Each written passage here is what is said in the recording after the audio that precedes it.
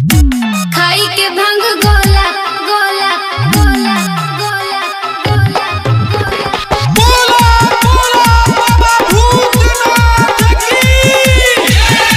खाई के भंग गोला पहरिए पे सुतल बा। बम बम गुंजतावे देख सगरी बड़ सुहावन लागे देव घर नगरी बड़ सुहावन लागे देव घर नगरी। बम बम गुंजतावे देख सगरी बड़ सुहावन लागे देव घर नगरी। करे खातिर दर्शन भक्त जुटल बा हमर भोला जी हमर भोला जी खाई के भंग गोला पहरिए पे सुतल बा।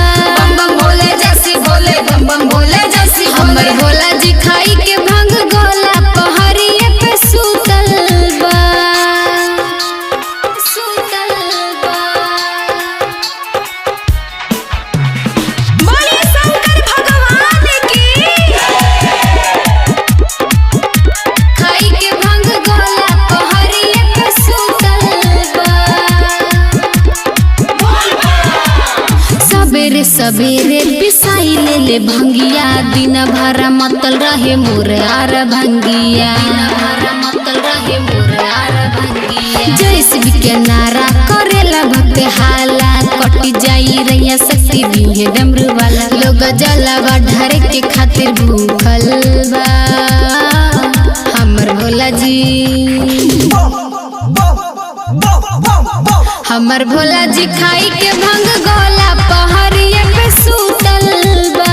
बम बम भोले जैसी बोले बम बम भोले जैसी हमर भोला जी खाई के भंग गोला पहरिए पे सुतल बा सुतल बा। बोला बोला बाबा भूतनाथ की। खाई के भंग गोला पहरिए पे सुतल बा।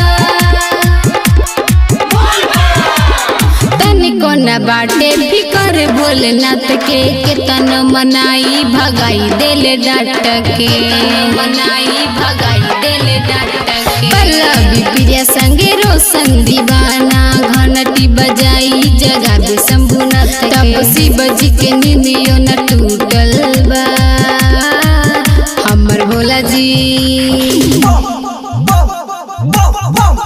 हमर भोला जी खाई के भंग गोला पहरिए पे सुतल बा। बम बम भोले जैसी बोले बम बम भोले जैसी हमर भोला जी खाई